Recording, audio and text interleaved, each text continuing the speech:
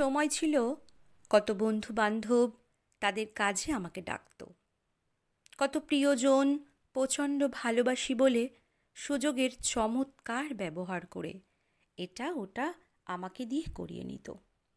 আমি সেগুলোকে আমার প্রতি স্নেহ ভালোবাসা ভেবেই চোখ বন্ধ করেই করে দিতাম। দিনের ভোরে কিংবা রাতের গভীরেও ছুটে গেছি কত। কিন্তু একটা সময় বুঝতে পারলাম কাজ শেষে প্রতিটা মানুষই কেমন ছুঁড়ে ফেলে দেয়। প্রয়োজন ফুরিয়ে গেলেই ওদের ভালোবাসার সীমা শেষ হয়ে যায়। মর্মবাণী শোনায়। আমি টের পেলাম এরা কেউ আমার আপন মানুষ ছিল না, কেউ আমার প্রিয়জন ছিল না।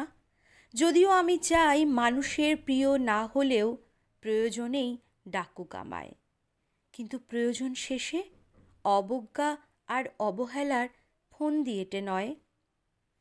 আজকাল আমি সবটা টের পেয়ে নিজেকে ওদের থেকে গুটিয়ে নিতে শিখে গেছি। এখন আর কোথাও কাজ ছাড়া তো বের হই না।